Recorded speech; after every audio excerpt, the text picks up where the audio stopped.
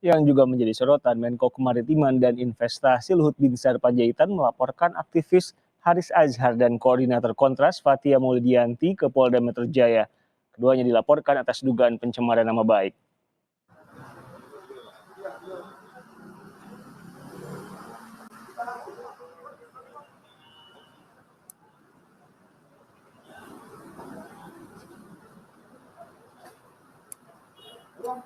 Laporan dilakukan oleh Luhut Binsar Panjaitan secara pidana maupun perdata. Dalam laporannya, Luhut dan tim kuasa hukum membawa beberapa barang bukti. Langkah hukum diambil setelah pihak Luhut sebelumnya telah melayangkan 2 kali somasi, namun tidak mendapat jawaban yang relevan dan memuaskan.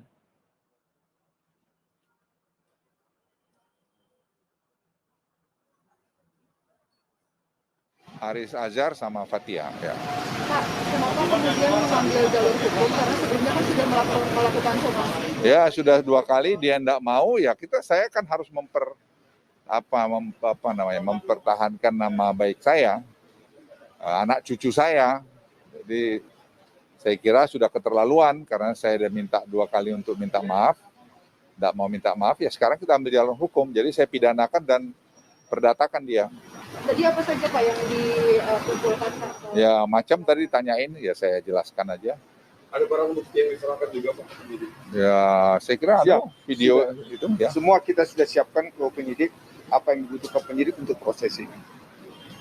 Ya. Apa saja selain video mungkin ada percakapan atau mungkin sebelumnya sudah melakukan komunikasi dengan pihak kedua orang tersebut Pak? Saya tidak ada komunikasi. Saya kira Pak Junifer yang tahu. Berarti mediasi sebelumnya pun juga belum ada dari kedua belah pihak ya Pak? Kamu udah dibilang somasi oleh Pak Junifer 2 kali, nggak ada juga. Ya kan udah cukup. Masa kita mau terus-terus? Kan semua itu tidak ada kebebasan absolut. Saya ingin ingatkan kepada publik ya, tidak ada kebebasan absolut. Semua kebebasan bertanggung jawab. Hari ini lewat postingan atau unggahan di Instagram pribadinya, Luhut Binsar Panjaitan menuliskan foto yang diberi judul "Kebebasan berekspresi bukanlah sesuatu yang absolut". Dalam poin unggahannya, Luhut menuliskan, "Bersikaplah kesatria dengan meminta maaf ketika merasa melakukan kesalahan, baik itu lewat perbuatan maupun perkataan. Karena minta maaf tidak lantas membuat kita jadi rendah dan memberi maaf tidak lantas membuat kita terlihat lemah."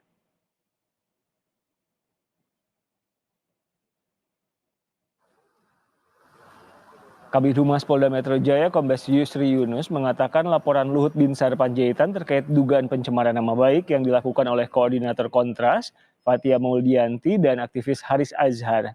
Yusri menyebut polisi masih akan mempelajari laporan dugaan pelanggaran Undang-Undang ITE dengan meneliti barang bukti dan memanggil sejumlah saksi.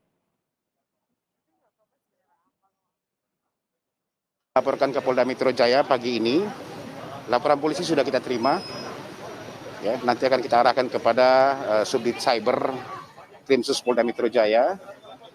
Tadi beliau sudah membawa beberapa bukti yang ada. Ini masih akan dipelajari oleh Polda Metro Jaya.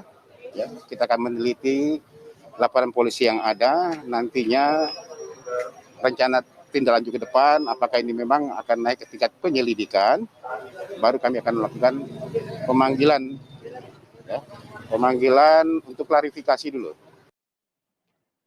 Kuasa hukum Haris Azhar menyayangkan sikap Luhut Binsar Panjaitan yang menyeret kliennya ke polisi atau ke jalur hukum.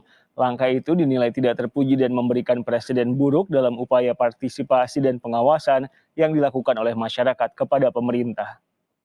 TNI Angkatan Darat di balik Kami menyayangkannya setelah semua upaya dan itikat baik dan undangan pertemuan untuk mengklarifikasi perbedaan pandangan. Langkah itu sama sekali bukan langkah terpuji dan tidak memberikan andil positif untuk mendukung keberanian warga untuk berpartisipasi dalam mengawasi pemerintahan.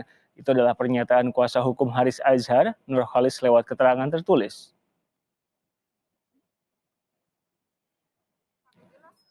Pengacara koordinator Kontras Fathia Maulidiyanti menilai ada upaya kriminalisasi terhadap mereka yang mengkritik pejabat negara. Seharusnya hal itu bisa diselesaikan lewat dialog dan adu kajian.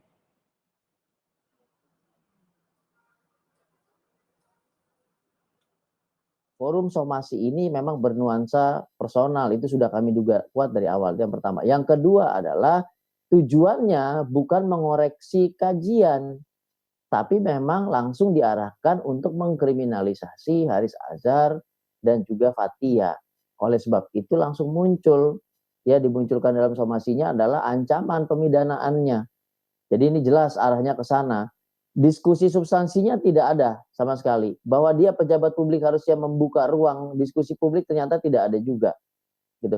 Jadi menurut kami ini sudah melampaui ruang demokrasi. Demokrasi kita hancur dengan adanya pelaporan pidana ini.